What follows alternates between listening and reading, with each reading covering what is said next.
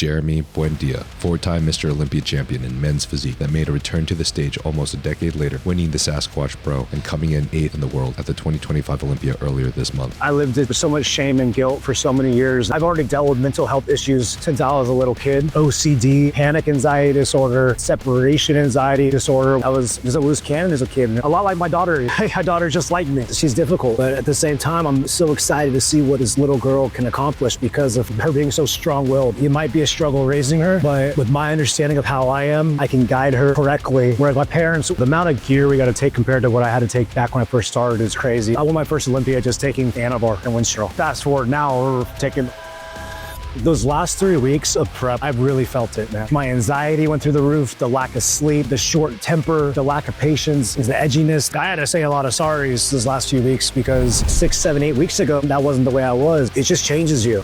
And or it makes you feel like a superhero in the gym, but it also makes you want to run your head through a wall. EQ in my off season can mess with my anxiety a little bit here and there. I haven't taken EQ in a long time because of that.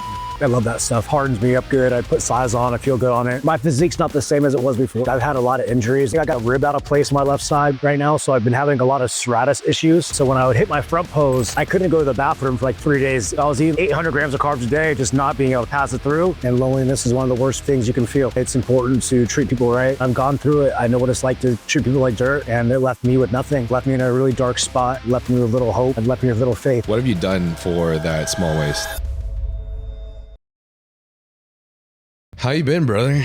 I've been good, man. We just got back from a little vacation, my wife and I, so I'm a little feeling refreshed and ready to rock. It was great, man. We haven't been away from the kids in like 2 years. So we had the grandparents watch the kids for a few days, and we got to feel like we were dating again for the first time in a long time, so it was nice. Oh, that's fucking awesome, man. That can be really fucking hard, especially in like, I feel like any relationships these days, especially if you're someone that's very career oriented. I feel like it's just very hard for us to get back into that place where you're like creating novelty in a relationship. You know what I mean? Yeah. You know, it's important to take care of our relationships. And, you know, when we got so much going on with the kids and everything, like it's hard. Sometimes it's not a priority. And, you know, it's as a married couple, it's super important to take care of our relationship because at the end of the day, you know, we have to stick together and, you know, that our love is important. And it's hard when you have so much going on and the kids, you know, 4.5-year-old and a 1-year-old, it's a lot. So, and I've asked a lot of my wife this past year as we've gotten all the businesses up and running and, you know, getting ready for the stage. It's been a lot. So I'm grateful that we were able to get away and she was able to relax as well, because as much as I was working hard on prep, you know, she was working equally as hard at home, taking care of all of us. Yeah, for sure. Where did you guys end up going? We just went to Santa Cruz. It's only like 3 hours away from us, and my in-laws live in Aptos, which is like 15 minutes from Santa Cruz. Okay, that's kind of dope. Yeah. Where are you based out of? I'm in LA right now. Okay. To be honest, I'm not really sure how long I'm going to stay here. My life has been a little bit chaotic, as I'm sure that you've experienced with yourself as well. So I could be going anywhere in the next few months. Like I could either be going to Kentucky with my potential partner for the sake of just getting to be with her family, or I could not be and end up either figuring out a place, either staying here in LA or moving back to San Diego and trying to figure out, I guess, what my next plan of action is for my life and career moving forward. So there's a lot of opportunities coming up right now, but you know, I guess that's the blessing that we have, is being able to have the opportunities to make these decisions in the first place. Okay. So I always I tease people because they always had my age wrong on the internet, and it's been like that for like the last, like, I don't know, 10 years or so. And people will always like make jokes like, like it's always the haters, right? Like it's always those like that 1%, but they're like, damn, look at this fucking dude. He's like blasting so much gear. He looks so fucking old. He looks like he's this age. And then they'll guess an age that's like below my actual age. And I'm like, all right, that's how I know I'm doing good. So I'm going to keep it like that. I am, okay, dude, I actually wanted to tell you this. So I'm Filipino. I'm mostly Filipino. And I'm not sure how much I told you about this before, but you were literally my biggest inspiration in all of college. And I'm like, I got no shame in fucking saying all of this, bro. Like when I first started making content, I love bodybuilding. I started watching like Six Pack Shortcuts and Matt Ogus and all that shit, and like his big ass salads. Matt's Yeah, my right. neighbor. Yeah, Oh, that's sick. he comes and trains here from occasion, but we don't have childcare, so he has to go to the corporate gyms without childcare. So he comes here every once in a while. Oh, damn. That's tough though. One of his best friends is in here right now, actually. Oh, nice.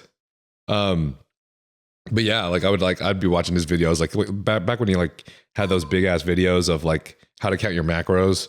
Like he was kind of like the first person putting out the like how to count your macros, and he was like getting shredded on 4,000 calories and big ass salad somehow with his nutty fucking 8-pack.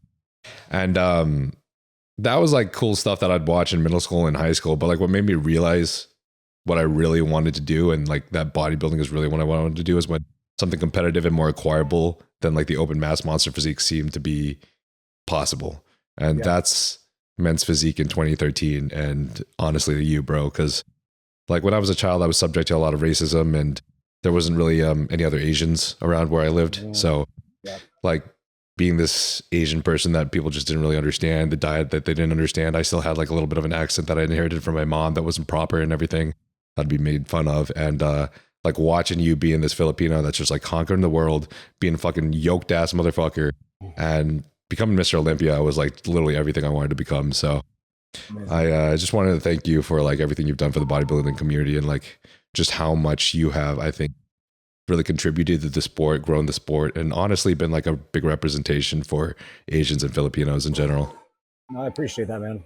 I wear that as a badge of honor, because, you know, traveling over there and seeing, you know, firsthand, you know, the lifestyle of these Filipino athletes and what they have to go through, not just Filipinos, but, you know, any international athlete in a third world country, seeing where they have to come from to get to this level, and the amount of discipline and the amount of sacrifice that comes along with it to get to the stage. You know, I've talked about this before. It's like these international guys are so much hungrier because they have to sacrifice and give up so much more in order to, you know, do what we do. The opportunities are a lot less in other countries opposed to here in the States and some of the bigger countries. And, you know, I had an athlete, Joven, who's a 3-time Olympian. I coached him as an amateur all the way up. And I remember meeting him in 2017 at one of the shows when I went out there with Evagen, and he won the overall. And I went up to him and was like, man, you are incredible.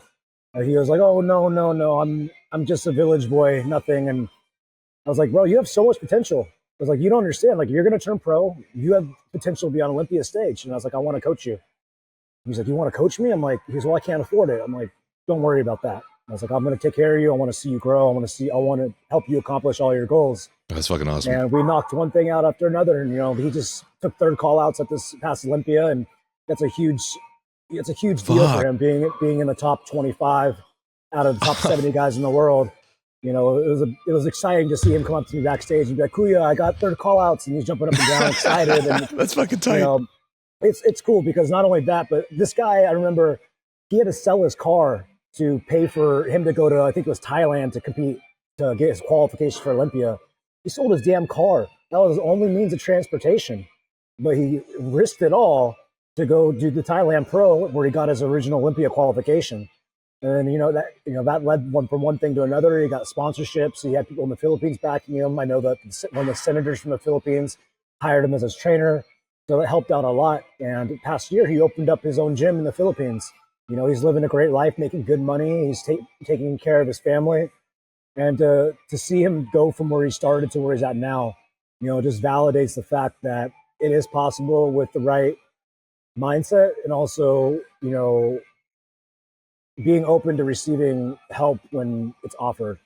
You know, a lot of guys have a lot of pride, and they don't want to, you know, ask or, I mean, that's probably the biggest thing, is there's a lot of pride with some of these guys, and to be able to have the humility to be willing to take that extra helping hand to get to that next level. You know, I didn't get to where I was at by myself. I had a lot of people, you know, that helped me get to the level I was at, and I wouldn't have been able to do it without them. Same thing with business nowadays. Like, I didn't do all this alone. Like, I have a solid team around me. Like, I've been able to delegate tasks, and that's been able to enable me to do, you know, much more than just one thing.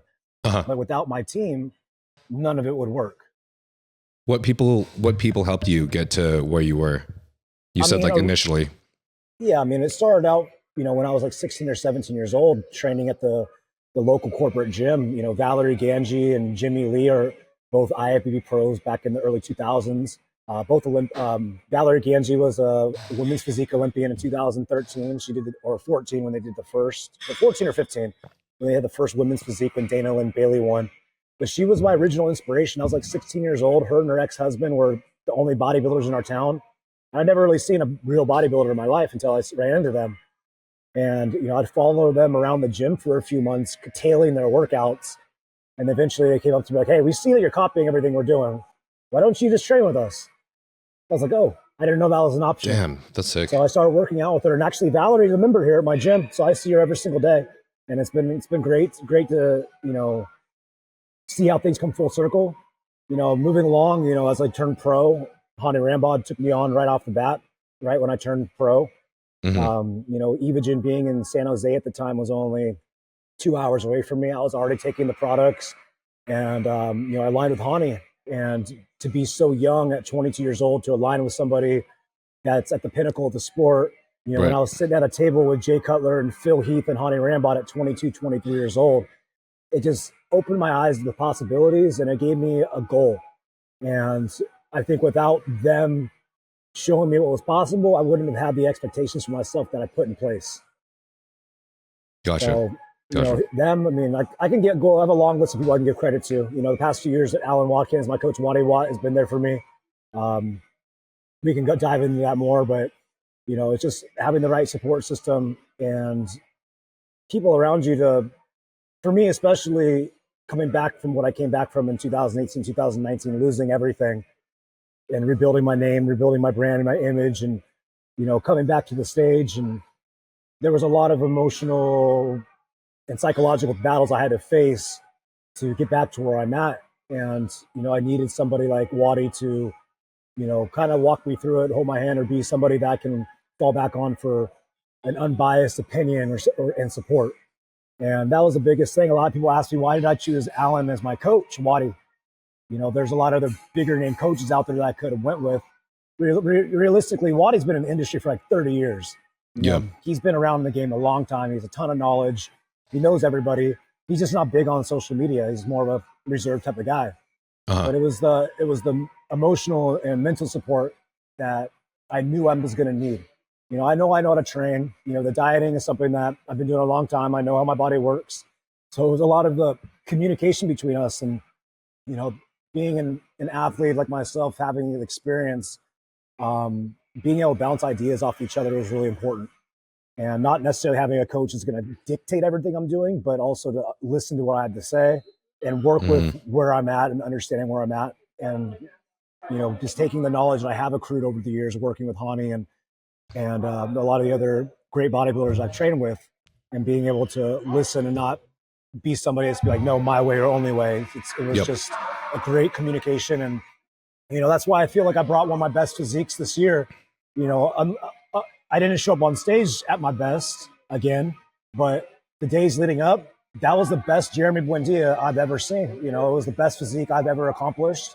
And unfortunately, this Olympia in 2023 and 2018, I haven't been able to nail that peak.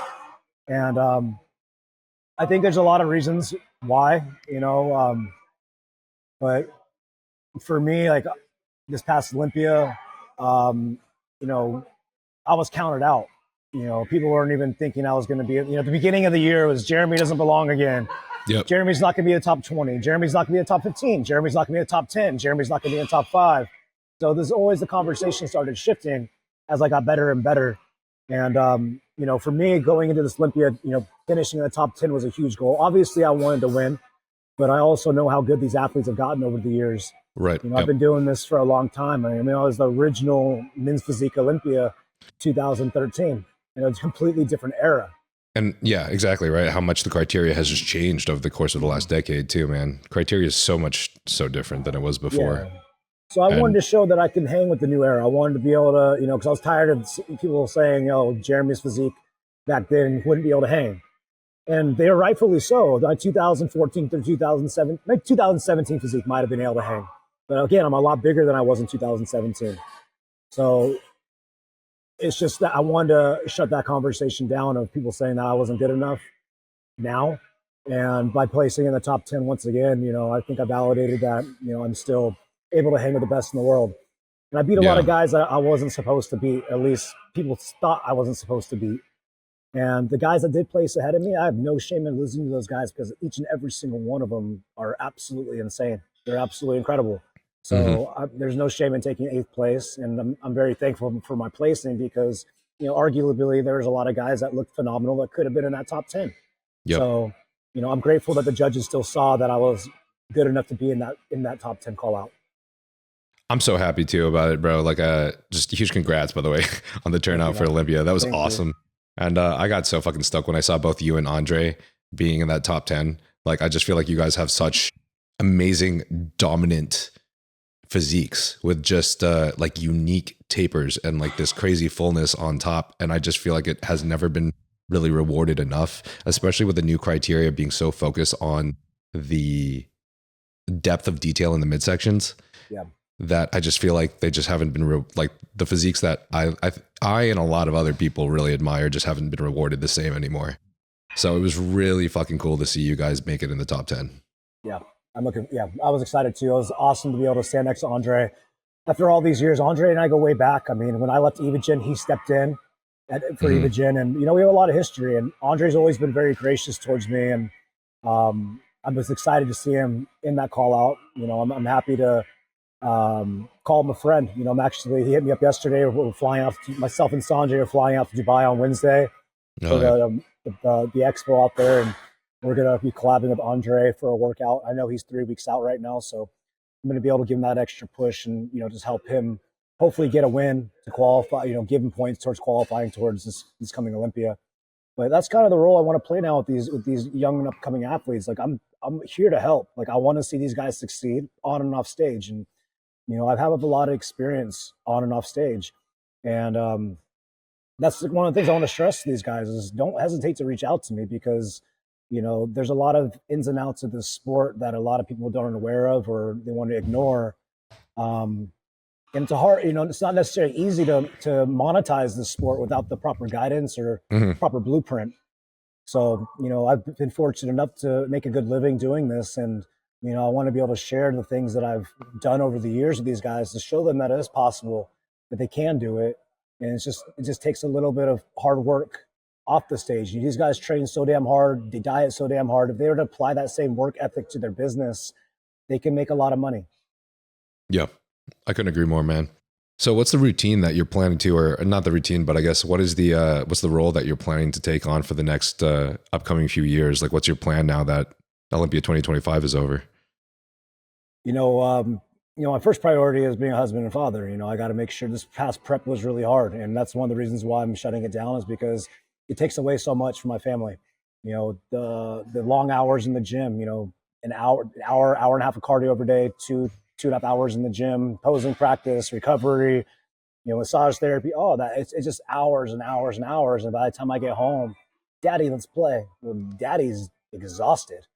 Mm-hmm. It's a lot. And, my wife, like I said, is taking on a lot. And, I wasn't home enough to be able to give her the help that she needs. So, that's going to be priority number one, and we also have rolled out Stoik Gym here in Roseville, California. And we've been open for a little over 8 weeks now. And this gym has absolutely exploded in our area. We're so grateful for the success of the gym these first few months and seeing how the community has been built around Stoik and seeing the love for the gym. And I have partnered with Scalecore for Stoic Global, and we're going to be expanding nationally and internationally very soon. So I actually got a couple business meetings after this phone call with you, and then we're looking to be licensing our brand internationally. So we have some different countries right now that we're talking to right now. So you will be seeing Stoic Gym internationally as soon as spring 2026, and hopefully we'll have some more locations in the U.S. by that time as well. So we're Congrats, focusing on man. that. Thank you. So it's a big deal, and I kind of wanted to dive into that as well, talking about these opportunities for other bodybuilders, and that's what we want to create. And there's so many guys that spend their 10, 20 years bodybuilding, and they focus on that, and like I said, the business kind of falls second, and they don't take advantage of the platform that they have given when they're on top. And oftentimes when they retire, they're trying to figure out what that next move is. So with Stoic Gym, I want to be able to partner with these bodybuilders or influencers and help them open up their gyms and be partners with us and create a lucrative income for them to have a sustainable business after their career. You know, it's pretty incredible to see what this gym can do for not only myself but for these other athletes and the opportunities to create for our employees and even our members. You know, there's a lot of resources in this gym to help them along the way. So, like I said, it's for bodybuilders and influencers that are looking for that next step, that want to potentially be a gym owner. It's a very profitable business when it's done correctly. And I believe the blueprint and the model that we've established here at Stoic Gym the past 10 weeks has shown that just by our numbers alone. But to be able to create an opportunity for these guys to give them a career off the stage is something that we are going to do. And it's a matter of just finding the right bodybuilder influencer that's willing to put in the sweat equity and the hard work to build a gym and to get it up and going and running it. And when I say that, is because it's not easy to open up a gym. It's a lot of hard work and it's a lot of long hours. And, you know, me and Sanjay, my business partner, he does all my content as well. He's part owner of this gym with myself.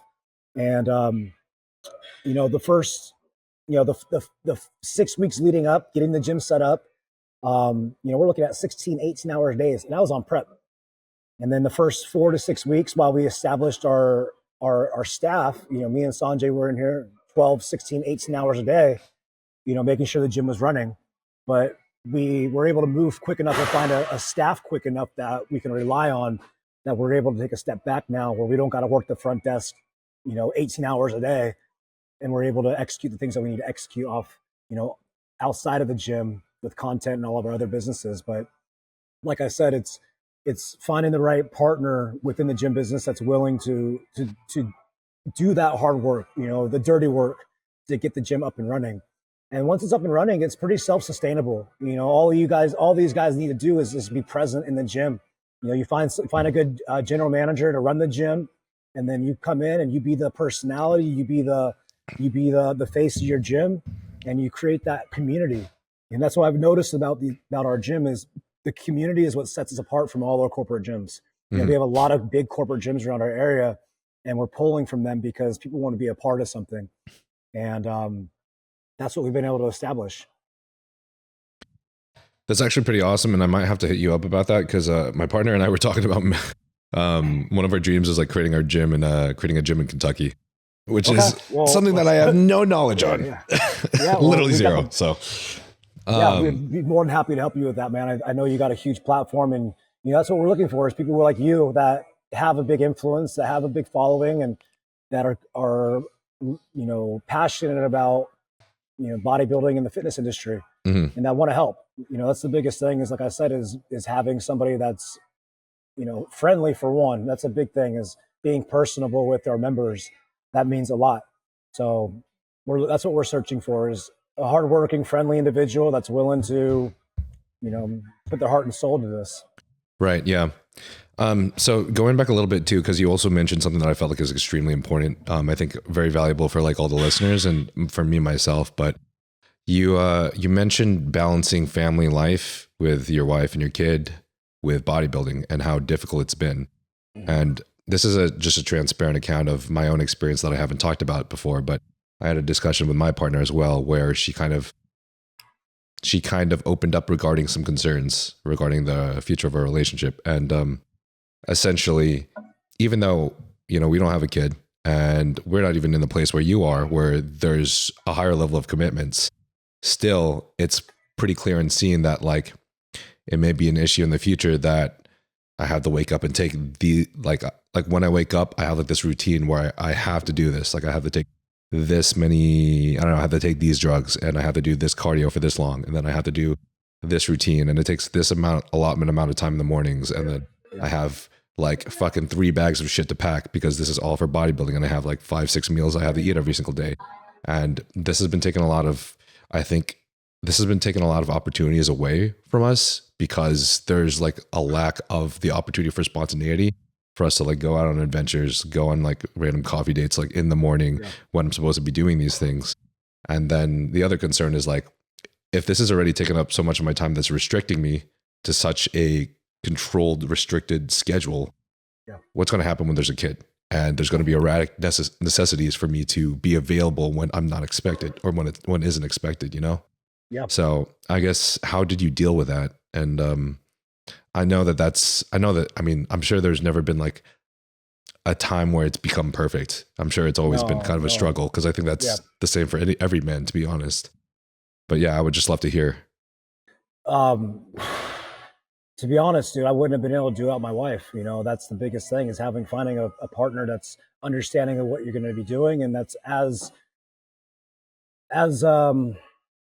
motivated as myself for me to accomplish my goals. Like, my wife's my biggest fan. She knew the importance of me competing, and she understood the role that she would have to take on in order for me to get done what I needed to get done. You know, she competed back in the day when we first started dating. Man, back in 2013, we dated before we got back together in 2019, and she competed back then. So she has an understanding of the sport. So she knew what she was going to be up against with me on prep and the responsibilities that she was going to take on. But, you know, it was hard. Like I said, the lack of energy, you know, with the certain drugs that we got to take, you know, patience runs thin, edginess is there, you know, and that was something that, you know, as the weeks leading up to Olympia, you know, that my patience was just a lot less. And my kids don't deserve a dad that's snapping at them, or, you know, not there to play with them. Same with my wife. And that's one of the biggest reasons why I'm retiring, is because it's not worth it anymore. You know, my kids and my wife deserve more. So I commend a lot of the bodybuilders that do have families, but I also question, you know, how well of a job are they doing as a husband and a father while balancing bodybuilding? You know, a lot of it we see is just the highlight reel on social media. There's a lot of stuff that goes beyond, you know, behind the scenes that we don't even, that they don't, you know, they don't share. You know, there's a lot of struggles, and I know for a fact that a lot of these guys are wrestling with relationship problems, or struggling with, you know, being a father while doing this. They just don't talk about it. But it's a reality, and it's something that's very hard to balance when you're having kids, because we all know what trend does to you. So there's no way really around that. And yeah, it's not easy being a father and husband and doing this sport. It's not. There's no blueprint for it, to be honest, man. It's just, you got to be able to handle your emotions. And like I said, when you're depleted down on a huge calorie deficit, doing a shit ton of cardio, and you're on a shit ton of stuff, you know, it's that line is easy to cross with what's right and what's wrong. And you know, I fell short a few times during this prep where I snapped at my kids, or my wife and I got in an argument, or whatever it was, and it wasn't me. You know, that's the thing, is like, it was the prep me. And you know, that just comes with the sport. You know, there's no easy way of explaining it. I don't want to justify any of my actions or anything, because it's not something that I'm proud of. But you know, I did a lot better job than I would have done when I was younger, controlling my anger and my temper and everything. So you know, I got to give myself some grace, and you know, give myself some credit for how well I did hold it together this whole year. You know, not only for prep, but everything else that I chose to do, with the launching of the gym, you know, our local gym, the global business we're doing. You know, I'm launching a board short company. We have an apparel line. You know, there's a lot of things. You know, not only that, but I work with, you know, 5 different companies that sponsor me. So I'm constantly putting content out for them, and constant communication with them, and having requirements of them that I gotta accomplish to keep those sponsors around. And you know, this past week, that's why I took a vacation with my wife, because I was just spread so thin. You know, on top of that, the travel that we do, you know, me and Sanjay, we've been to how many countries this year? We're going to be at five or six different countries this past year. We've been to probably 8 or 9 different states. And, you know, we spent probably 20% of the year on the road, and maybe more. So it's just, as a husband and father, I'm turning 35 next week. It's just, I've been doing this for 18 years. It's time to move on, and, you know, take advantage of all the things that my time on stage has created for me. Yeah. And that's that point in time in my life where I'm at right now, is just to, reap the benefits of what I have accomplished on stage and take those things and expand into business and to provide for my family the best of my abilities. Happy early birthday, by the way, bro. Thank you, man. 35. Damn. That's masters, right? Hey, bro. I remember I first started competing in the masters. I was like, 35, that's old. Damn. 35 is in the 20s, bro. It is. Now that I'm 35, that's what I want to say. Real quick, guys. So while I was looking at the YouTube analytics, I actually saw that 85% of you guys that watch this channel are not subscribed. And I want to ask very little of you guys, but if you enjoy this podcast, if you find value in it, then please do me this one favor and subscribe to the channel, because doing so helps me get bigger and greater guests like the guests you are listening to today. Also, this channel is not sponsored, which means only the companies that I work with, which are Young LA and Huge Supplements, are the companies that can help fund this channel by you guys using the code NILE. So code NILE gives you a discount of 15% off of Young LA, and code NILE also gives you a discount of 10% off of Huge Supplements. And if you decide to purchase anything from any of these companies, it will help immensely for me by using my code. And this way, I can travel to other guests and also upgrade in equipment to make this podcast bigger and better for you guys. I don't know if you would be open to discussing this, but I think this is probably one of the most, I personally feel like this is probably some of the greatest value that I think I have just obtained from your story. And I think a lot of other people can relate to this. I think this is something that hasn't been discussed enough in just life in general. And this is like a big foundation for why I started the podcast, is like having a consciousness and awareness over who we are, our personalities, our actions, our brain chemistry as we progress in life, as we get older, as we mature, and also as we use various chemicals or other compounds or substances, whether they're PEDs or they're birth control or any of these things. So basically, your story and experience is probably my favorite and the most relatable that I've not just felt in my own life, but that I have had experience in every relationship with my own past partners, like past girlfriends that have gone through birth control and PMDD, for example. One of my exes owned up to me after seeing a doctor after a breakup for the reason why that she had physical outbursts on me. And of course, she didn't mean for it to be like validating her reason for having these like physical outbursts and such, you know. But I think looking into these things is something that's pretty important, and people have just kind of brushed over in the past, you know. Maybe they just say like, oh, this person's crazy or something, but people don't realize like what happens with our brain chemistries and our bodies, and just how it affects the way that we act, how it affects the way that we feel. And when you feel a certain way that is just so hindering to you, it's hard for you to make any decisions that are rational, you know? Yep. So I was listening to your podcast with Hanny again, and I love that podcast, man. That was fucking awesome. The most recent one you guys had. That was on the spot too. I had no idea we were doing a podcast that day. No shit. I saw him and Ash was, hey, why don't you come by the office? You can check out the gym. I'm like, all right. And that was the first time I talked to him in like 5 years. You know, we took a lot of time apart. And he's like, all right, you ready to do this podcast? I'm like, this is how you want to have this conversation? I was like, you don't want to have it like just one-on-one. You want the whole world to hear it. So, I mean, we owed it to the fans because we didn't really talk about it afterwards. And a lot of people were kind of left hanging with assumptions. Yeah. And, you know, I never really got to be able to take responsibility for what had happened. You know, a lot of people assumed it was my fault, and a lot of it was my fault. But being able to have that podcast and, you know, talk about it was, you know, really therapeutic for both of us, our relationships. And, you know, now, you know, me being a grown man now, we have established a much better relationship. You know, we don't talk as often, but when he does call me or I call him, we have great conversations. And it's nice to see that, you know, despite everything that has happened, he's still there. And to have him come up to my booth at Meet the Olympians this past weekend, wish me luck, see my family, meet my kids, you know, it meant a lot because he was such a huge role in my life. Not just as my coach, but he was like a big brother to me, almost like, I wouldn't say father figure because I have my dad, but he played that role.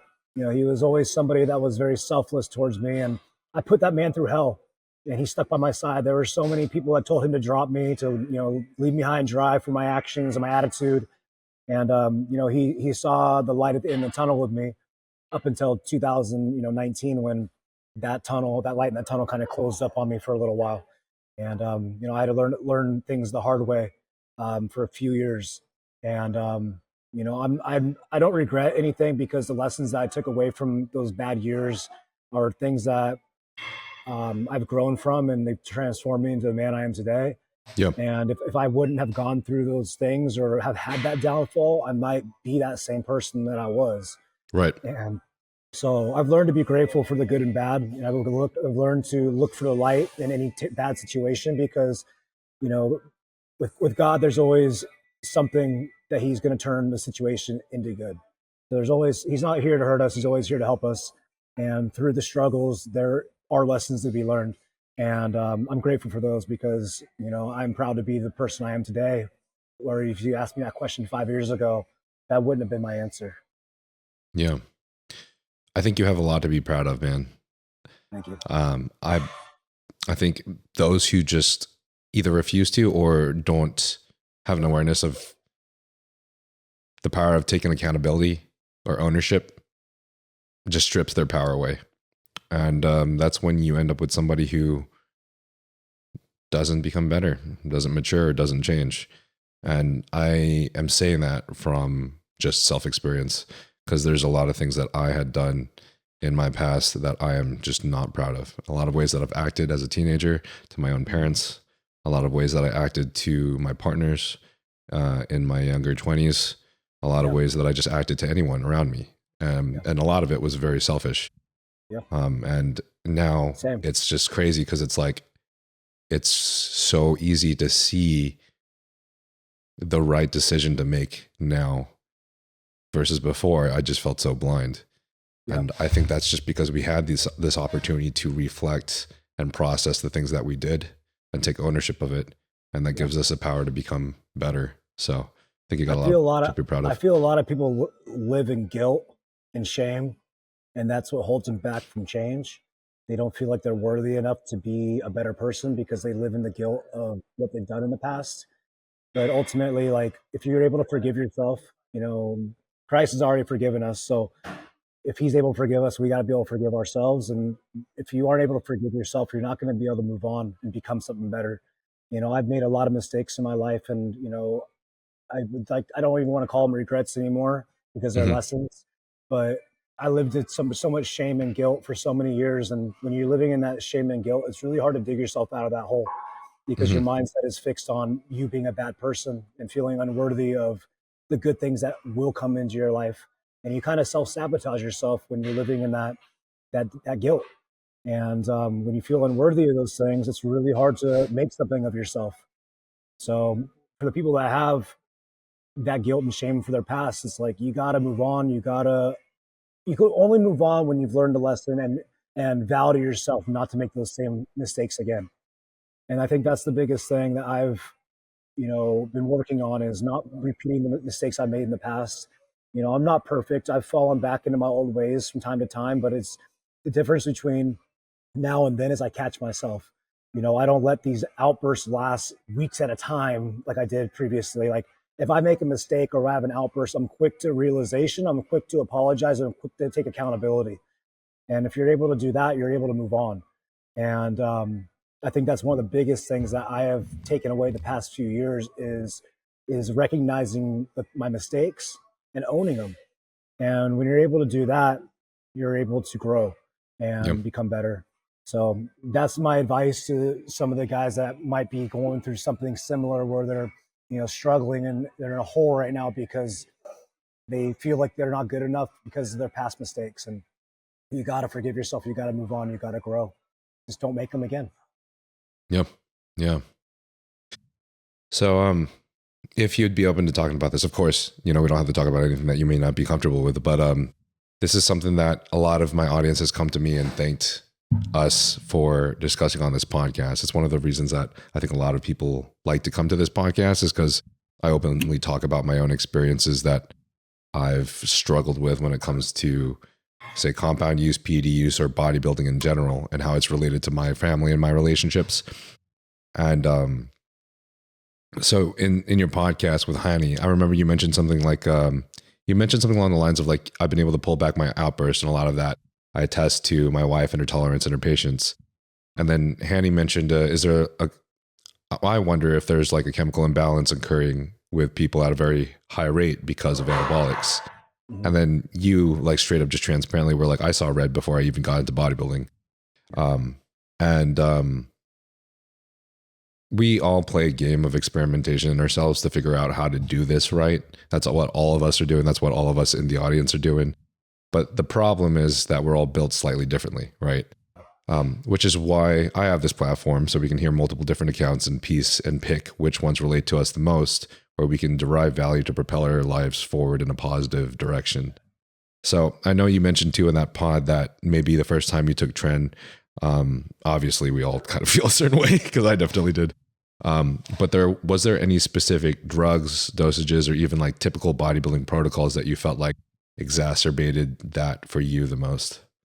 I mean, yeah, I mean, it's definitely, the Tren and Halo are the two that obviously changes your mind a lot, and makes you. It just.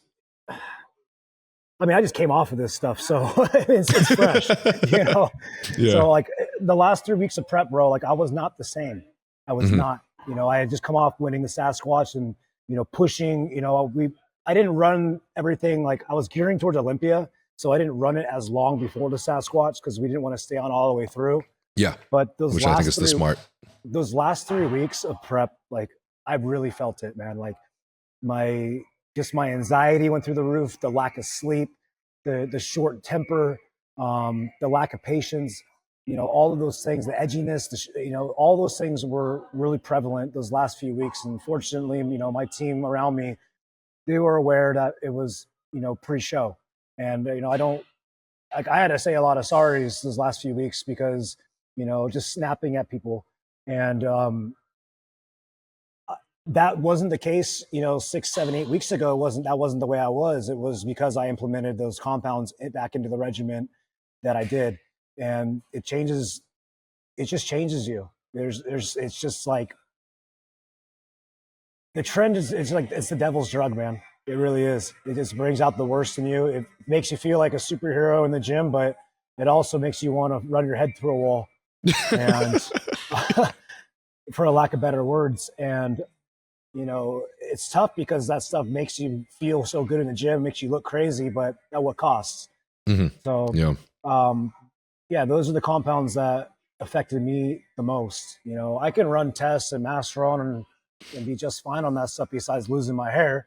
But other than that, like, when I take, the Trainer or Halo, like, those are like the only two specifically that I feel like can feel a noticeable difference.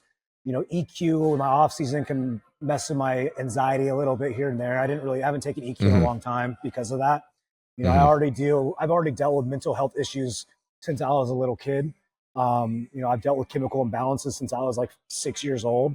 I've had OCD, I've had anxiety, I've had panic anxiety disorder, I've had separation anxiety disorder when I was younger.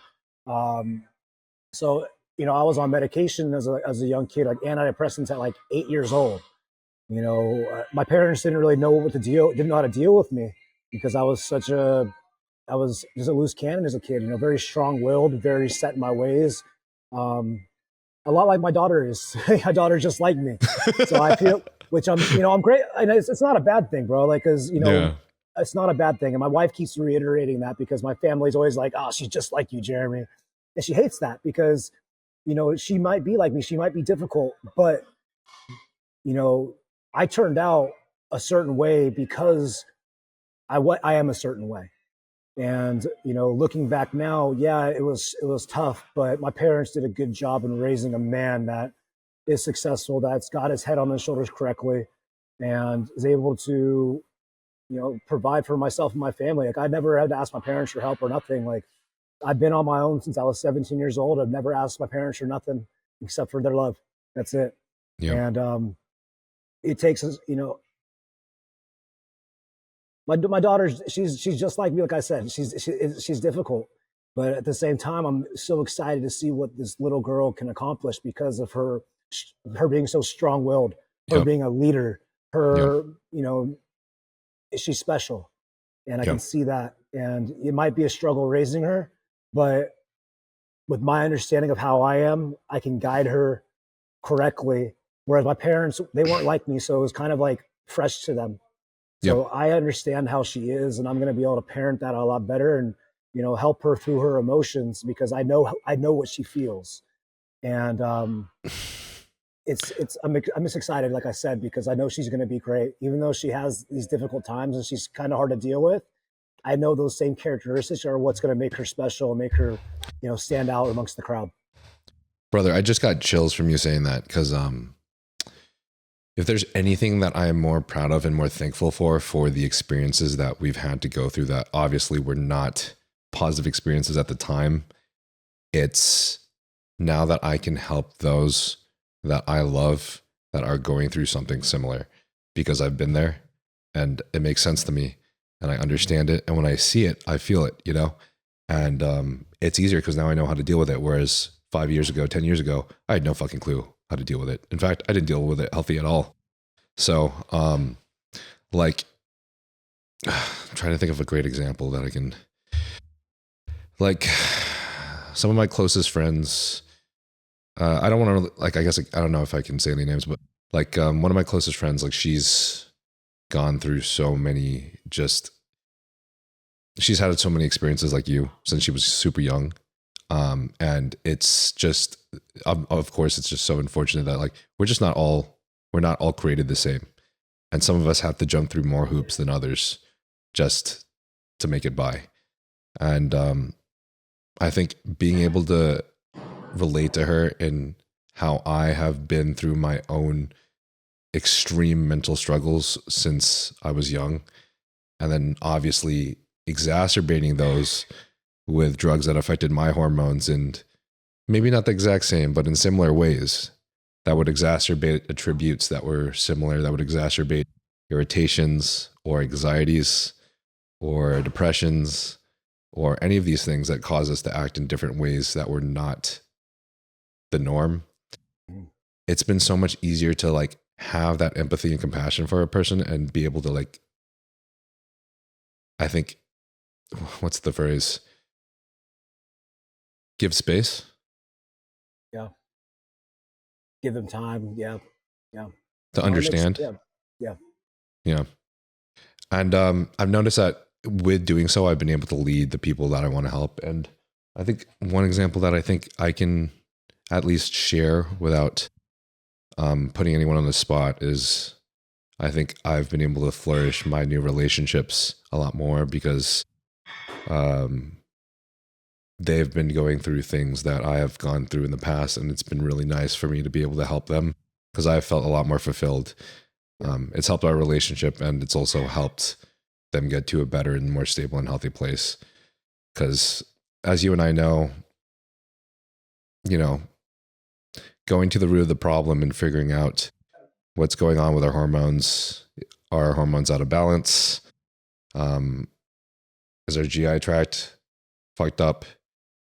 How's our how's our brain working? How's our neurochemistry? It's easy to just patch things up with Prozac or fucking drugs. Yeah. But it just isn't the answer because it just creates crazier fluctuations and it creates more side effects and it just leads to a wrong road. So I think just having these experiences has been really valuable. And it's cool that now that you have a daughter that this is manifested into a place where you can help someone be the That I best love. person Yeah. that she can be. Yeah. Yeah. Yeah. Absolutely. But yeah, it's been interesting, man. Like this whole career of mine it's been a roller coaster, man. It really has. And it's been interesting to see It hasn't been easy, man. I feel like I've been an island my whole career. I've been the guy with the target on my back in the industry. I don't feel like anybody in this sport has received as much criticism or as much hate as I have over the past decade on social media. And a lot of that was self-inflicted, in my early years with my attitude and whatnot. But even since I've come back, I've really made an effort to be a different person and change. And there's always people out there just taking shots, left and right at me. And, the old me would fire back. And it's taken a lot for me to restrain myself from, responding or engaging in all that and being the bigger person.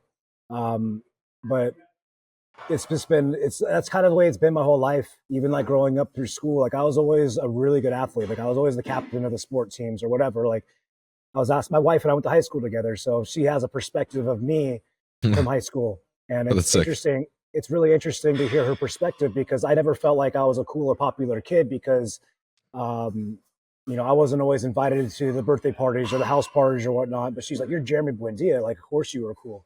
I'm like, I didn't feel that way. Like, I didn't have a whole bunch of friends. I didn't like. I remember standing at the top of the stairs where everybody hung out before school, and I was like in the group of, the popular kids, and this girl came up and was handing out invitations to her birthday party, and everybody got one in the circle except for me. And that was that moment I took a step back. I was like, wait a minute, why didn't I get invited? Am I not part of this group? Am I not popular? Am I not cool? Am I not liked? And like, even like, but this traces back to like elementary school. Like I've always stood on what my beliefs were. I never wavered and or tried to follow along with anybody. I've always been a leader. I've always been set in my ways. And when I don't like something or if I think something's wrong, like I'll stand on that. And a lot of people didn't like it. And I think that kind of transpired into my career in bodybuilding. Like I just didn't back down, and that created a lot of enemies. And when I didn't like something, I'd say something, and again, that comes down to my personality type. And again, I'm grateful for the way I am because it's set me up to be the person that I am and a successful businessman, and successful on stage. But I felt like an island this whole time.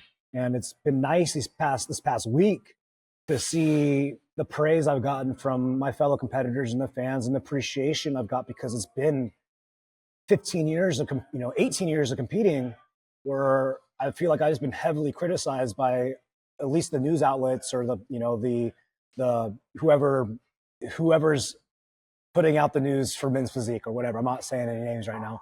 I've just been kind of like the butt of the joke.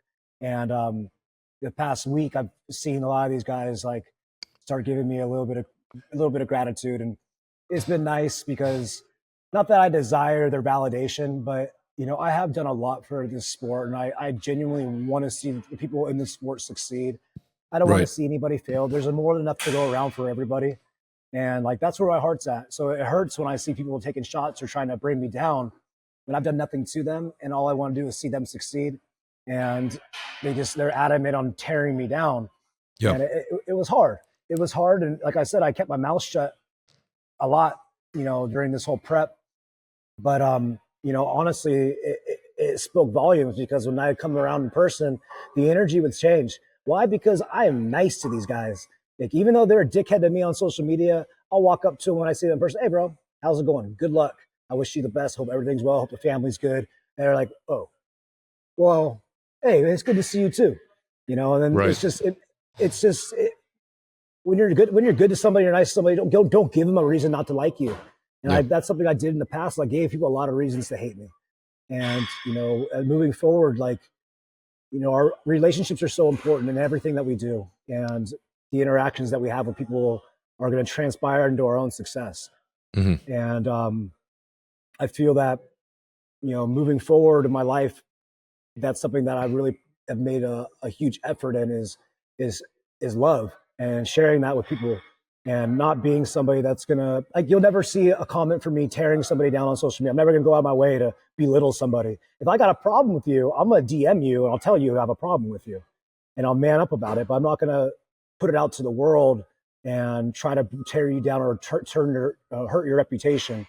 Yeah. Because that's not how men handle things. And that's what kind of is very really respectful. It's kind of how, and it's frustrating because these are grown men on social media that are trying to take food off of our table by tarnishing each other's, images. And it's like, why would you do that? Like, first off, why make something personable? Why try to, make this sport out like we're like MMA fighters? Because we're not. We're on stage turning around front to back, and you guys want to talk like we're gonna get in the ring and fight. And it's kind of ridiculous. Like, this sport, there needs to be more camaraderie. And I've seen a big shift. I think recently. I mean, besides some of the banter back and forth, but like with the top guys, but there's been a lot more camaraderie. And I think that's what the sport needs. Our fans want to see us training together. They want to see us, vibing. They want to see that. Yeah, the banter's good and back and forth, but like doing it in a respectful manner. There's a way of talking shit without tearing somebody down and, trying to hurt them personally. And I think that's good for the sport. But like I said, it comes back to the camaraderie. Like, I've invited several pros out to my gym to train with me during prep, and only a few of them showed up. Like, why wouldn't we collab?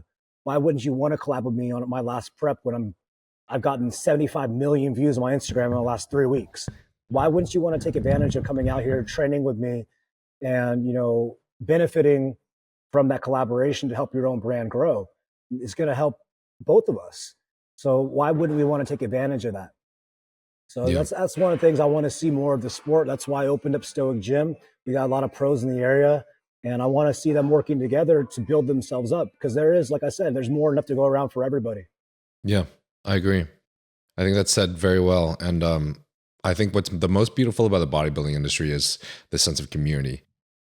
I think the problem is there's some mindsets that just believe exacerbating the drama and making it fun, like it's a fucking show, is going to increase engagement and numbers. And that's, I don't want to say any names, but I think there's some specific names that can come to mind, even in men's physique, that are like doing that on purpose and will literally say that they're doing that on purpose. And then they call someone out or say some shit things. They'll be like, oh no, it's just for the drama, bro. Like, it's like, we're like creating a show for them, But I mean, I think if you're doing it in a respectful manner, it's understandable. But the problem is there's a lot of people that aren't, There's just a lot of people that are taking advantage instead of news to gain views. And those views are for themselves. Yeah. And I just, I don't totally agree with it, man. I think supporting each other is the best way to go about this. And it's the most beautiful part about it. I think having a community where we can all train together and grow together and do all of this shit together, I think that's really cool and that's really fun. And having people that are very loving to each other and people that are great representations of the sport that we love to see, like fucking Ramon, who's fucking this amazing, loving Christian human being and family guy that will fucking kiss people's foreheads and all this shit. Like, dude, what a fucking great guy, man. Like, I want to see that shit. Yeah. So I don't know. And that's one of the things I see a difference in classic physique that I see in men's physique is the camaraderie amongst those guys. Like, all those guys are friends in that top. Like, I mean, from what I see on social media, they seem to have a high level of respect for each other. They seem to have a friendship with each other. Urs transitioning and seeing everybody cheering for him and rooting for him. Urs is awesome. Like, I love Urs, Ramon, all those guys are just great guys. And also seeing C-Bum come back this past year to Olympia and being a part of it and rooting for these guys, cheering for him. Like, that's why C-Bum is C-Bum, because he's been such a good ambassador to the sport, such a good representation of the sport. He's a good human being with a good heart that wants to help and see these guys succeed. He was a champ for, six-time champ. And, he was, that post he made for Ramon was pretty special. Just, giving him his flowers because Ramon was right there the whole time. And, he's genuinely happy because he wants to see that success that he's experienced. He wants to see these guys accomplish the same thing. And I'm the same. I want to see Ryan Terry. If anybody's going to beat my record, I'd love to see Ryan do it. He deserves it. He's a good man. He's got a good heart. Yeah. He's got a very beautiful family. He's never disrespected anybody. If anybody deserves to be considered the GOAT of men's physique beyond me, it's Ryan Terry. And I'm rooting for him. I really am. I was very happy to see him win again. And I don't know if you watched the press conference at Meet the Olympians, when Ollie and Brandon were going back and forth and, Ollie leading up into the Olympia, creating a lot of drama and talking a lot of shit, disrespecting some of the guys. Like, and that's why I kind of called him out on it. Be like, hey man, I went down that route before. And as fast as you gain it, you can lose it just as fast, if not faster. Yep. And, the relationships, like I said, are one of the biggest things in this sport because at the end of the day, it's a business. and people only want to do business with people that they like or want to be around. And when you're starting to sabotage those relationships, you're going to see opportunities start slipping from you. I'm not just talking about on stage, but I'm talking about endorsement deals and being invited to events. All these things are going to help keep you relevant in the sport. And that's where I fell short at the end of my, the first stint of my career was people didn't want to be around me. And that's when things started to slip away. And it was because of my attitude. It was because of the way I treated people. And the moment I came back and I reestablished myself as a changed man, things started coming back to me. And that's why even beyond me competing, I've competed twice in the past, 7 years. That's why I still have all these sponsorships, endorsement deals. That's why I'm still staying relevant. That's why I'm still asked back to the press conference. There's a handful of guys that got left out of the press conference that have been competing in the top 5 for how many years, but Jeremy Buendia comes back and I'm back on the press conference. Why? Because I'm able to engage, I'm able to conversate, I'm able to provide value, verbally.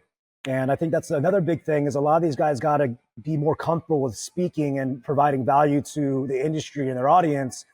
And a lot of these guys are afraid to get on camera, and at the end of the day, like the Olympia and the IFBB and NPC, they need ambassadors to the sport that are going to build the sport. Yes, our physiques matter on stage. Yes, they are judging the best physiques on stage, but there's a lot of great physiques. There's a handful of guys that could have been in that top 10, but they just aren't known as well. And they might get overlooked when there's 70 guys on stage. But if you're present and you're always in the conversation and you're around the industry, the judges are going to have you fresh in your mind. You're going to stand out on that stage opposed to the guy that hasn't even been around. So you might get that extra look. And I hate saying the politic thing, but it's not politics. It's about being involved. I agree. Right. That's the thing that's kind of frustrating is like, it looks like politics to the outside and sometimes maybe it almost could be, but in my opinion, like people really discount the subconscious, man. And if you are someone that someone just saw, they're going to see you first when they're going to recognize you when they see you on stage. And it's very like, where else do you think the eyes are going to go first, man? So it's just very easy to get overlooked when all the physiques look fucking amazing and you have to, and it's a hard time just even scoring which one's the best, they're making hard decisions up there in a very small amount of time. So it's kind of just natural for one's eyes and one's attention to be drawn to the place that has been taking their attention in the first place. Exactly. That's why I spoke to Isai, the guy that took 13th from Thailand. He messaged me. He was like, "Hey man, thank you for being a role model for me all these years." When I announced my retirement, he sent me a DM. And this guy's worked his way up the last 2 years. I think he was like 5th call outs, placing inside the top 15. And this is a guy that's from Thailand, doesn't have a huge platform, not too well known internationally yet. I was telling him, man, if you want to work your way up and become Mr. Olympia, like you got to work on your English because you got to be able to communicate with the people in the industry. Like, yes, you can win. Hadi Chopin won with very, being partially deaf and not speaking in English, but it's important to be able to be an ambassador and represent the industry and being active as a champion. And because the sport needs to draw eyes to it to build it up. And that's why I was telling these international guys, like, if you do want to be that champ, you got to be able to communicate. And, your physique alone, it could be enough, but if you're able to bring the total package to the stage and to the industry, it's going to help a lot more with your placings on stage too, because they are, like I said, they're looking to grow and they need people to enable that growth with their platforms. Gotcha. If you feel like any of the medications that we spoke about today may benefit you, such as BPC 157, GH secretagogues such as Tesamorelin, IGF1, oxandrolone troche, Semaglutide, then you can obtain these from Trensparent HRT, and the link for that will be in the bio. If you feel like you're experiencing symptoms of low testosterone, such as depression, anxiety, lack of motivation, as well as lack of sex drive, then you can get this checked out as well by getting your blood work done at Transcend, and they will provide you expert medical analysis. Transcend HRT has worked with many professional bodybuilders and pro athletes, such as Thor Bjornsson, Phil Heath, and Jeremy Buendia. And if you feel like this podcast has any relevancy to you, I do believe that this clinic will provide of great benefit to you as well. If you don't mind me asking, because we're discussing bodybuilding and stage presence and everything too. Whenever you go on stage, you mentioned that the last 3 times you had trouble peaking, right? Mm-hmm. and you bring a fucking sick physique every single time. But this is something that I feel like would be cool to discuss, because I think I've had similar trouble, and I think there's a lot of people that have trouble with this, but it's a genetic thing. And I feel like it's actually a little prevalent in Filipinos. But it's like when certain people fill out and peak, certain things, they lose certain aspects of their physique, and then they gain other aspects of their physique. For me, I may gain just this perfect look and fullness and hardness and say my back, my upper chest and fullness in my arms or something, but then I lose the detail in my midsection. So I'm wondering, like, what do you feel like has gone wrong for you in peaking in the last 3 times? I mean, 2023, it was the fact that I ran myself into the ground during Olympia week. It was my comeback year, so a lot of it was about making the connections again and doing a lot of interviews, being with my fans, and trying to, just get my name out there. So I ran myself into the ground, not sleeping much that peak week. And then also I had, we carved up really early. We tested it, 2 weeks out. It worked well. But when you're taking account of like depleting your water out and then, diuretics, like it's not the same as it was 2 weeks before when you're in the gym, testing that carb up, having that 2 gallons of water in you. It's different. And I couldn't go to the bathroom for like 3 days before the 2023 Olympia. So I was eating like 800 grams of carbs a day, just not being able to pass it through. So like that was probably why I spilled over and I wasn't able to control my midsection 2023. Yeah. This past year, last week, dude, Friday I was lights out. I was lights out. I mean, I posted a video of me next to Ali. I was harder than him. I was drier than him. I felt really good Friday. And when we woke up Saturday morning, I felt pretty good. I looked good. Everything was on point. And then we went backstage and like, I don't know if it was like adrenaline dump or if it was anxiety and I had a cortisol spike or something, but I just started to fade. Not only that, bro, but like, they are like, a men's physique, pump up, you're on in 20 minutes. And then an hour and a half goes by and we're still not on stage. So you lose your pump. And I'm somebody that when I get my pump in the gym, I take a break. It's really hard for me to get a pump again. Like I don't pop like I did when I get that first initial pump. Yeah. So I faded. And then not only that, after the comparison round, I was stepping off stage and I popped my right calf stepping down the stairs. Oh, shit. I strained it. I thought I ruptured my Achilles again on my right side. Fuck. So I was like on the ground backstage, and the way that they did the call outs, I wasn't in the first call out. I think they called like 8 or 9 guys. And the second call outs, they called me. And then I was like, I don't know, second or third from the end. So I thought I was out of the top 10. And I was like, fuck. I was like, all right, well, I guess that's a wrap for my career. I was chilling backstage with Andre Ferguson, just hanging out, talking, had my foot up in the air because it was hurting. And they're like, all right, number 9, they call us back out for confirmation. And I was like, all right, this might be for the top 10 spot, 8, 9, 10. And I was like, I'll go back out there and battle. So if you notice, I limped my way back on stage and we're posing. I looked to my left and right and I noticed like, oh, this is like 4, 5, 6, 7, 8, 9. Like there were Andre Day was in there, Vitor was in there, and Corey was in there. And I was like, oh, this is for some top spots. So we battled it out again. And I realized I was back in that top 10. And I ended up finishing at 8th place. We didn't know where we were going to finish at night. So, I ate another meal. I went to sleep for a couple hours and got back up and we went back on stage. But I don't know. I made a post talking about, there's a reason for everything. And if I would have showed up sharper and placed inside that top 5, I might have reconsidered retiring. I might have pushed myself another year. And that would have put a hindrance on my businesses. That would have put a hindrance on my family. And that wasn't God's plan for me at the time. Or that's not God's plan for me at this time. He has a bigger plan for me. And so, it was a hard pill to swallow at first because I wanted to present my best physique on stage, the way I looked in the gym the days leading up. That was my ultimate goal. I didn't really care about my placing. I just wanted to show up 100% on stage. That was my biggest thing. And we fell short again. And that's something I'm going to have to kind of live with the rest of my life, that I've never brought the best version of Jeremy Buendia to the Olympia stage. And that's okay because, like I said, like it's just the plan that's been laid out for me. And if I would have done better, I probably wouldn't have retired and it would have hurt a lot of the other things I got going on in my life. You don't feel like that 4th Olympia was like the best Jeremy Buendia that you've had? No, I third or could have been fourth. sharper. I could have been Yeah. sharper. Yeah. Yeah. We had some fucking crazy packages back then, though. So Yeah. those were Hani, fucking sick. yeah, Hani always brought me in good. I mean, I'm not discounting Waddy. It wasn't anything that he did because like I said, we woke up on Saturday morning ready. That was Yeah. good. So we had something. I don't know. Maybe it was anxiety and cortisol that did something. Bro, But people really understand how much that affects you, man. Like cortisol and aldosterone, it's insane, man. The water retention and everything, and just how you go on stage, how you even act on stage, man. It just makes all the difference.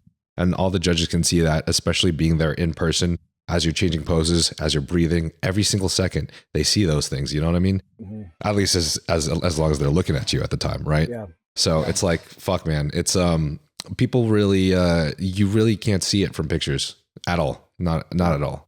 You got to be there on stage. And my physique's not the same as it was before either. Like I've had a lot of injuries. I got 3 herniated discs in my lower back, 3 in my neck. I think I got like a rib out of place on my left side right now. So I've been having a lot of serratus issues.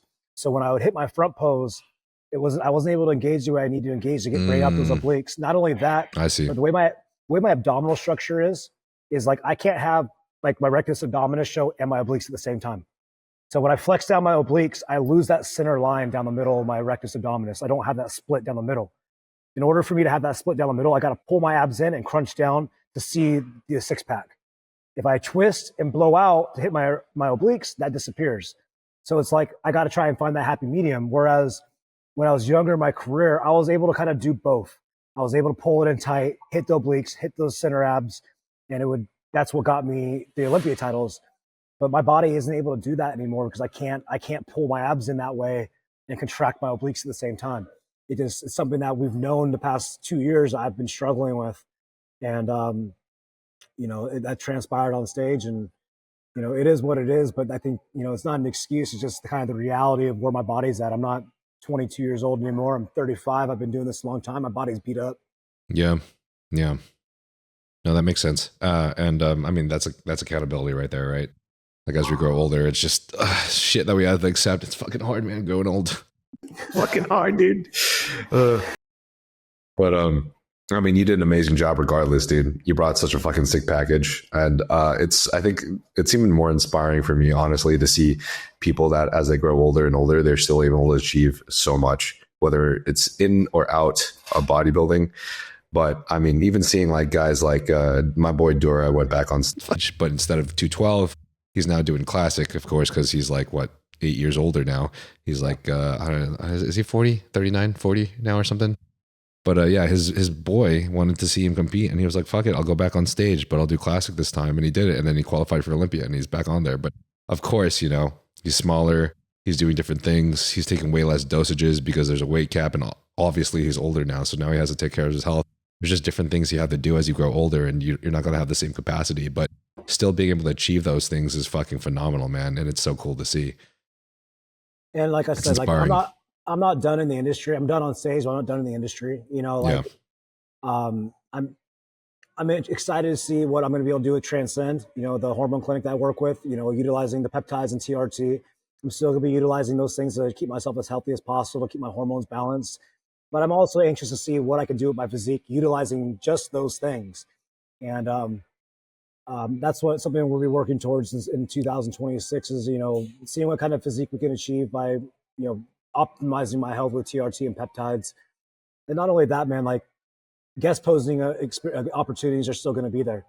And, you guys see me on Instagram doing classic poses. Like, I don't think I'll ever get on classic physique stage because I don't want to have to push myself through those last 4 weeks of prep and push the drugs I got to push in order to compete. But like for guest posing appearances, I can achieve a 4-week out look without running, Tren and Hallow and put on a good show for these guys. And not to mention, like I get paid like 10 times the amount for guest posing that I do for winning a pro show. So damn, holy shit. Fuck. I mean, the money, yeah. So that's what I'm saying is like, you're going to see me back on stage, maybe not competitive, but I'll still be guest posing and doing things like that. If time allows and, I can get my physique built up to a point, without having to push a lot of the drugs that I have to take to compete at the Olympia level. That's funny. That was actually one of the Q&As is if you would ever jump into classic. Because I think people think your fucking physique would be fucking sick in classic. I got so many posing videos from the last week of Olympia, classic posing. So I'll be dropping those as we go through, because we got some. Oh fuck, I want to see those. We got some cool videos. I post for Kaiki, Carlos de Oliveira. I post for him 2 days out, and he was like, "Damn, bro, like you're in the wrong division." Fuck. I post for Craig Goliath, and like he was like, "Bro, like this is insane." I love Craig. So like it was like there's potential there, but like I said, like I'm not willing to do the things that I need to do to compete that level. Like even if I were to do classic again, I wouldn't do it with the expectations of being Mr. Olympia. I would do it for fun. Yeah. I would be happy to go on stage. I might take last place, but I'm going to go up there and pose my ass off and have a good time. And it would be fun, and it would bring the fun back to bodybuilding because, you know, like I said, Joven got off stage jumping up and down for third callouts, being happy about that. That for me, that's not, the expectations are so high for me that even my 8th place victory, I can't celebrate as much as he could celebrate that third call out because the expectations for myself were so much higher. And it kind of sucks the fun out of it when the pressure of being the best is there and you fall short. It's hard. And it sucks the fun out of bodybuilding when you're chasing being the best all the time. The anxiety, the pressure, it's hard. And if I were to ever come back in classic, there would be no expectations. It'd just be getting up there for the love of the sport. Right. Yeah. I mean, bro, you've set such high high standards for yourself in your history and what you've achieved, and people undervalue just how much it's hard to, I think, separate yourself out from what you've achieved in the past, because as we compare ourselves to ourselves, we don't compare ourselves to others. We want to get better and better and better.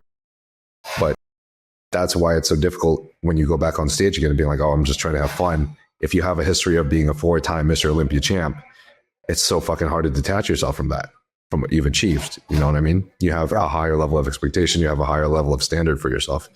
So I think where you are now and the fact that you're making this shift is going to be not just extremely valuable to you though, but extremely valuable to a lot of people and all of us as well. Because you do have a lot of experience in places, not just in bodybuilding and how to create the physique that you created, but also how to navigate these waters mentally and psychologically that you have been navigating for so long. And that's something that a lot of us have not experienced. And a lot of people don't really think of when they go into not just bodybuilding and having a family, but also doing content and dealing with social media and dealing with other people's opinions and dealing with other shit like that while, you know, you're doing bodybuilding and taking drugs and other things. So it's a lot. It's a fucking ton, man. But you've been able to make it out this other side as a successful dad. And I think there's nothing else that anyone could be more proud of. Yeah, I agree. Are you down to jump to the Q&A real quick? Ask some of these questions? Yeah, I got a few more minutes. I got a call in about 10 minutes. I got to hop on. Oh, shit. Okay, cool. Knock it out. Yeah, let's knock this out then.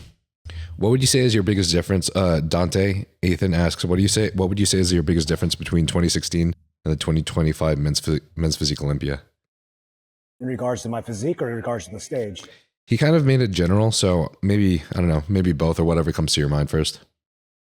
I mean, I'm probably like 25 pounds heavier on stage than I was in 2016. Fuck, that's nuts. Yeah. I mean, I weighed in at like 186, and my stage weight on day was probably like 190. But 2016, I think I won that Olympia at like 165 pounds, 166 pounds. Fuck. As far as the competition, I mean, it's obvious. Look at the pictures. This is a completely different generation. I mean, it's just a lot more muscle, a lot more size. You know, the amount of gear we got to take compared to what I had to take back when I first started is crazy. Like that was one of the reasons I switched from bodybuilding men's physique in the first place. I didn't want to run a bunch of drugs. You know, I won my first Olympia just taking freaking Anavar and Winstrol. That was all I took. Wow. I won my first Olympia. That's insane. Fast forward now, we're freaking taking the whole kitchen sink. Yeah. So it's just so like no injectables in the first Olympia? Mm-mm. That's funny, man. There were so many men's physique guys that did that. I remember I like did not want to start gear for the longest time, and my coach kept trying to push shit on me. And then finally I gave in because I'm like, man, I want to fucking get my pro card, and I'm just doing shit. And I got my pro card off of Winstrol and Halotestin, but I didn't inject anything either.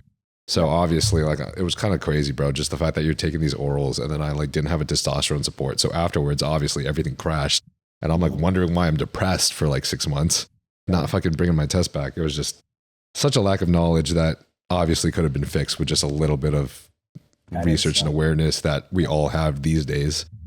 But yeah, man, it's interesting to see the evolution. Just a random question for me, by the way, but can you vacuum? No. Do you think you could have vacuumed like back when you were younger? If you had like practiced? I got like really low rib cage, so even when I vacuum, it looks funny. I can kind of do it, but I can't pull it up and underneath. Okay. I've never trained it though, so it wasn't something I ever tried to do. Yeah. I wonder if that's a little bit of a Filipino thing, man. Like, so, you know, Jeremy Potvin, and I like, is her name Marine just won bikini at Olympia, right?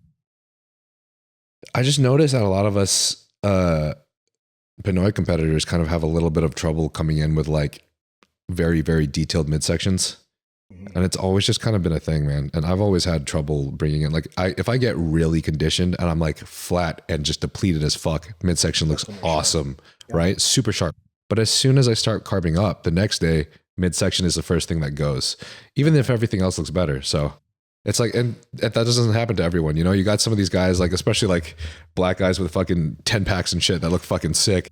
It's like as they fill out, like their abs only pop more, you know? Yeah. So yeah, they just look harder. Yeah. Right. It's an interesting genetic thing that we have to play around. So I feel like that's something probably interesting that you deal with whenever you deal with your clients. I don't know what like variety you have in your client base or whatever that you have. I haven't coached in over a year. In over a year? Gotcha. Okay. I stopped coaching. What is what kind of thing are you going to be doing with helping people? I guess because I'm pretty sure you mentioned earlier in the podcast about helping people with bodybuilding and like moving forward. Now that you're going to be taking off, now that you're not going to be competing yourself, like what else is entailed there other than like? It's more of a consultant. If people want to reach out and ask me questions, I'm here for them.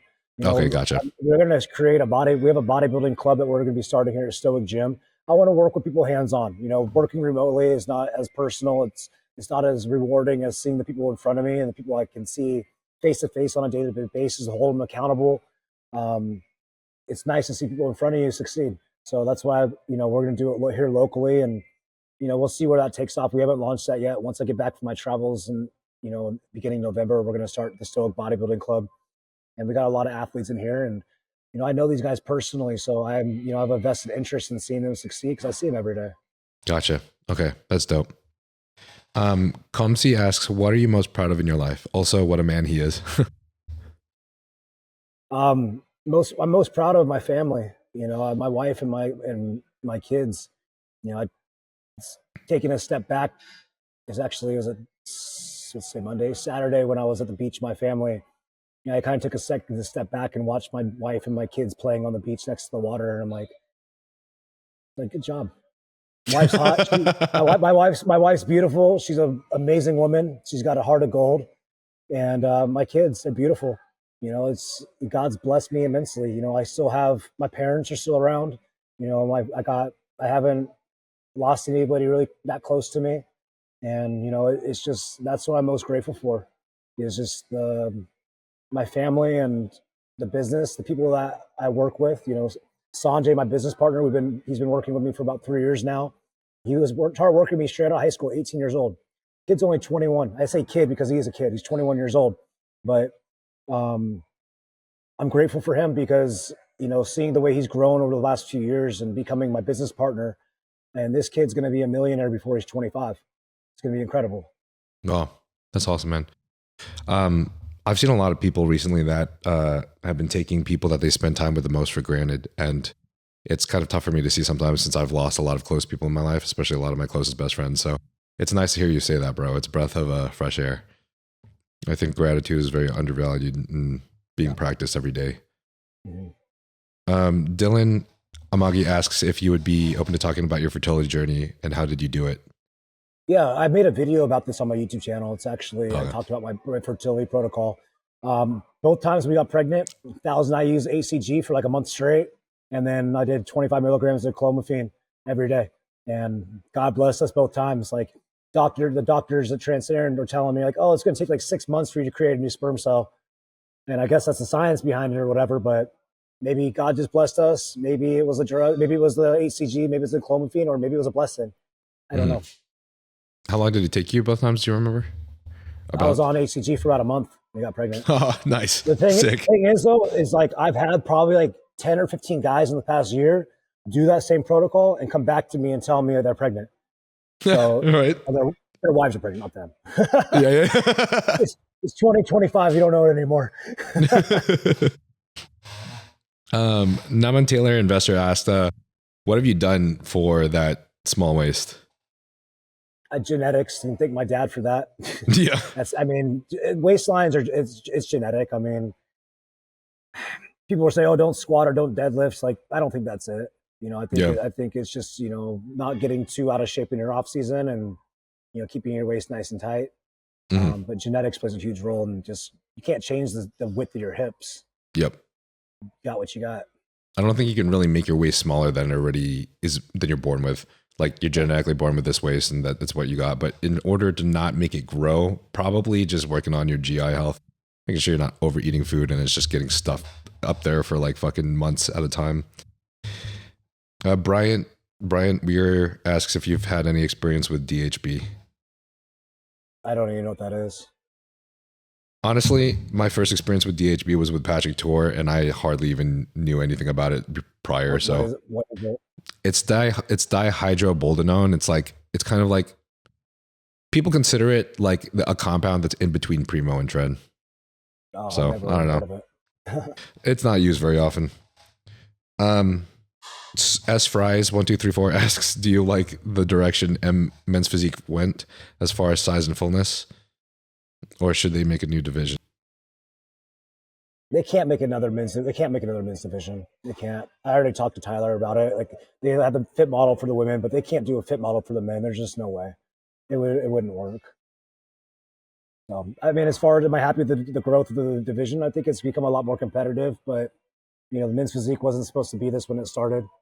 Like I said, that's why I switched, because it was a smaller division that we weren't to push as many drugs.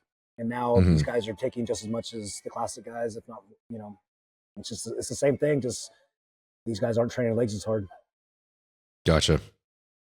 Aksham asks, how did you deal with injuries? I guess mentally would be a good aspect. Having faith that you can come back from it, just trying to keep your mental health in check and understand that, not focusing on the short term, but focusing on the long term. I've gone through a whole mess of injuries. I've been out for 6 months, 8 months, a year at a time. And, it definitely affects your mental health, but also understanding that there's a bounce back, that, it doesn't take that long to rebuild a physique if you're, committed to it. Like, I put 20 pounds back on like the first 6 weeks back in the gym after my Achilles injury.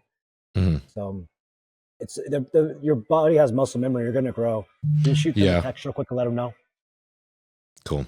All right. I don't want to keep you any longer. I know you got to go and everything. We got a couple more minutes. A couple more minutes. Okay. All right. But when you did gain those 20 pounds, by the way, back, what did you do? Did you do anything specific, or you were just like, I'm just going back on diet, on training? I got back on cycle and just started pounding, eating clean again and getting the calories in. Mm-hmm. I don't take a whole bunch of gear, but just coming up from being off on just like TRT and going up from 100 milligrams of test to 400 milligrams of test and throwing in some Masteron, my body responds really well. My body loves Masteron. Like, I love that stuff. It hardens me up good. I put size on. I feel good on it. The only side effect was the hair loss from the DHT, but right. Other than that, that's why I'm going to Turkey at the end of the week. Hey, bro, I'm going to Turkey in fucking a month too. So yeah, so I've got an appointment out there on the 28th to get my hair transplant. Yeah, I'm excited to see that shit, bro. I'm excited to see how it turns out. Did you see my hairline in Olympia? My barber came in, he did that spray and the hair fibers, and my hairline was on point. I didn't even care about going to get my hair transplant because my wife doesn't care. But when they called me, hey, we're gonna pay you and fly you out to come do your hair. I'm like, if you guys want to pay me to do my hair, then cool, I'll come out. That's fine. But when I saw the hairline at Olympia, I was like, oh shoot, that's how my hair can look again? Let's run it. Let's fucking run it, bro. For real, same. I'm also just stoked to have a buzz cut for a little bit. You look pretty tough with the buzz. Thanks, man. A lot of people are asking about you competing again and doing classic and shit and how great your legs are. I actually only trained my legs like 10 times since my Achilles injury. Damn. They bounced back quick, man. I was insane. Oh, that's fucking sick. Because I don't have any ankle flexion right now. I can't bring my knee over my toe on my left leg. So the gym, before I opened my gym where I was training at, I was really limited on leg equipment. There's only like 10 machines in the gym that I've been training at like the past 2 years. So I've been really limited on my, the variety of my workouts. So my leg workouts are just like single leg press with my foot elevated on a platform, leg extensions, hamstring curls, and glute bridges. When I open my gym, I have like every leg piece there is. So I was able to start incorporating more exercises, able to train my legs a little harder. And literally within the first 6 weeks, my legs blew back up to where they were. And then I hit the stair climber. The stair climber for me, that makes my legs big. I don't know how, it just does. That's tight, bro. That's awesome. Also, regarding what you said earlier too about like how you kind of blew up or like muscle memory, and then after you come off and you're like just running TRT doses, and then you go back on and you gain so much size, man. I've seen that so often recently, especially in my podcast with Terrence Ruffin and Jordan Hutchinson. Like both of those guys took time off for surgeries, and this was time off of like training, of course, as well. And then when they went back on cycle and training and diet and everything, bro. Yeah. Right. Like literally immediately, both of them blew the fuck up in ways that they didn't expect. Like Terrence always had trouble going above 212 pounds, and he exceeded past that quick. Well, I bet you the biggest thing was their nutrition. I bet you they weren't eating the way they should have been eating when they were off cycle or just taking TRT. Yeah. I know for myself personally, I wasn't dieting, or I was just eating whatever I wanted to. I don't have a huge appetite as it is. That's why I don't get fat. I just, I just eat whatever I want 3 times a day when I was going through my injury. But the moment I switched back over to 5 or 6 meals a day, eating consistently, training again, my body exploded. So I think, diet's obviously number one. You're not going to put on any tissue without putting actual, nutrients in your body. I mean, right. Body You need the blocks. Mm-hmm. Yeah. Facts. It's also just cool to see though, just like, like it's just more proof that like, yes, you can take some fucking time off, man. Like doing shit year round all the time is just honestly not even going to benefit you as much in the long run. Like cycling, taking breaks, this is just, it's the way. Yeah. And it helps you stay healthy. That's why Hani would only have me do the Olympia all those years and never had me do any other show. That's why I never did the Arnold, because Arnold smacked down the middle of the off season, and like it's really hard to go do the Arnold and then do the Olympia because you don't have any time off. It's hard to cycle on and off correctly when you're doing the Arnold Classic. It's just right in the middle of the year. You don't get a break. After Olympia, you maybe get a month off before you got to start prep again. And then you have a month off after Arnold before you got to start prep again for Olympia. There's no time off. Yeah, that makes a lot of sense. And then also this year, the point system, these guys are going to be running the gauntlet trying to qualify. I know. I'm really worried about it though, because these guys, they're going to do whatever it takes to get to the Olympia, and they might be on their orals all year round. You don't know. Like a lot of these guys are on orals year round as it is because they just don't give a fuck. And they aren't aware. And I can't even express how many guys aren't even doing their blood work or getting their hearts checked or any of that shit. Right. It's like they don't think it's going to happen. Anything bad's going to happen to them. They think that they're invincible, but the reality is like it's going to catch up with you. Yep. So it's important to take care of your health, because once your health is gone, that's what else you got left. Yeah. You can't take care of the people you love if your health. You can't take care of yourself. Mm-hmm. The George Fisher asks, did you implement retatrutide ever as a tool, such as in your recent prep for the 2025 Olympia? No. I've always had issue eating, so it hasn't been. I didn't even know what Reta was until like 6 weeks ago. Oh shit! Some of the guys in the gym started taking it. I'm like, damn, you're looking good, bro. And he's like, yeah, I'm taking Reta. I'm like, oh, what's that? Damn. So it's always been hard for you to put on mass because you'd had to like stuff in food. Mm-hmm. Yeah, I don't grow unless I'm eating like 5,000 plus calories. Damn, that's crazy. Yeah. That's got to be that white boy genetics, man. I don't know. My low carb days are still like 150 to 175, and I would drop like crazy. I'll be flat as hell. Damn. Wow. Damn, bro, that's crazy. My lowest carb day was 70. Shit was fucking rough, bro. We tried that for a few weeks because we were worried about my weight. We didn't know if I had to be 182 or 187, so we were trying to get down to the 182 for a while just to be safe. And I ran my body to the ground. I was eating like 1,700 calories a day, 2 hours of cardio on the stair climber. My body came to a halt, and I was like, couldn't keep my eyes open. I was dragging ass. Like it was really, really rough. And I mean, So the fact is, like, taking anything else to help with that wouldn't make any sense.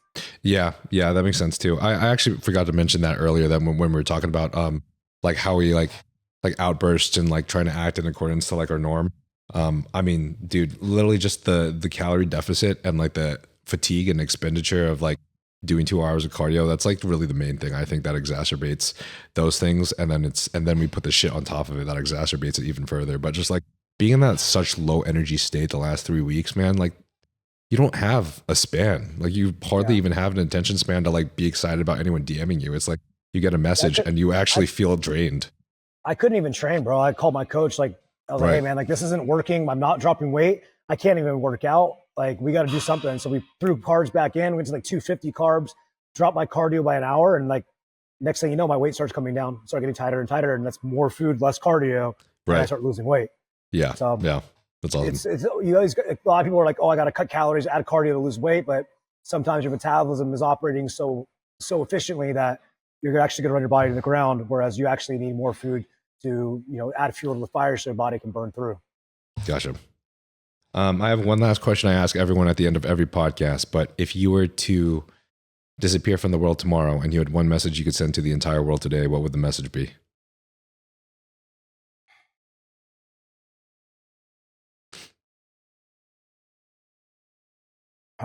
That's a good one. I mean, as corny as it sounds, treat people the way you want to be treated. I think that's really important. Like I said, the relationships are a foundational part of our lives, and the people around us matter. And when you don't have people around you, loneliness kicks in, and loneliness is one of the worst things you can feel.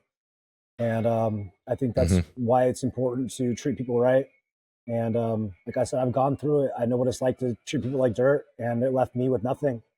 It left me in a really dark spot, and it left me with little hope, and left me with little faith. And when I started to take accountability for those things, my life started to turn around. I think hearing that statement means a lot coming from you, man. More than a lot of people with the experience that you have. So, and I also think that something that I actually wanted to mention earlier, that I think a lot of people kind of will have impressions of someone off of maybe one occurrence or one action or one thing that they saw online or something, and they'll immediately make a judgment about you. And people don't realize how often that can be wrong. I had an experience, for example, recently with Derek Lunsford, which I know there's people that have like conflicting. Everyone's always going to have conflicting opinions about you, no matter who you are. If you're achieving any kind of success. And at my last show, Derek just personally came up to me, like we've never spoken before, and he was like, "Hey, brother, I just want to let you know, do not feel down. I feel like you were overlooked at the show, and I don't normally feel like people are overlooked. And I think you have a lot to achieve, and I think you have a crazy potential, and I just want to tell you to keep going." And just gave me all this support out of nowhere that I didn't expect. And it was really nice to hear that from him, because it's something I'll never forget, right? Yeah. And I never knew who Derek was. I've only heard what people have told me about him, whether or not it was true or not. I never took that. I never really can take that into account until I have an experience with him. And my experience with him was the best experience I could have ever had. So yeah. I think people realize, what you've been doing has been amazing for not just bodybuilding, but the community and the world. And I think there's a lot of value that you have to offer, and I'm excited to see what happens with you moving forward, bro. I appreciate it, man. Yeah. Thank you for the opportunity to be on the podcast and, share my experiences and, let people know about what I got going on. And, I say that wholeheartedly, that I'm here to help everybody. And for those bodybuilders and influencers that are looking for that next step in their career, reach out, because there's an opportunity with Stoik Gym. And we'd be more than happy to, see if we can align and partner in some way to help, create that next chapter after the stage for, those that are looking for it. Oh yeah, brother. Well, thanks for coming on again, man. This was an honor. Of course. All right, brother. I appreciate you. I'll talk to you soon. You too, bro. Peace. Thank you. All right. Love you guys. Thanks for watching. I just want to say I really appreciate you guys for being here and listening to this podcast. I don't think there's anything more fulfilling and meaningful for me to be able to, I guess, just communicate about all this shit that we've been going through, man, in this passion that we love so much. And to be able to share this journey with y'all and all these experiences with y'all is, right, another thing that I've experienced that's been more fulfilling. So I got a lot to thank you guys for. So appreciate all the supportive comments you guys always comment on the channel. That means a lot to see every single time you comment it, especially all of you guys that continue to come and return, and I recognize your usernames and everything. It's very helpful, and it's very supportive, and it's very enlightening for me to see, and very motivating for us to keep doing this. So I guess if you guys would like to, you can rate us a 5-star on Apple Podcasts and Spotify, anywhere you find your podcast, and subscribe to the YouTube channel, because clicking that bell button helps us get greater guests like Jeremy Buendia, who I've always wanted to speak with. Always. Honestly, since I was like, since 2013. So, couldn't have been here without you all. So, thanks. And if you guys ever need anything, I'll be here. So, please feel free to reach out. This isn't a one-sided relationship. I enjoy conversing with y'all. And let's keep this shit going. Let's get fucking huge.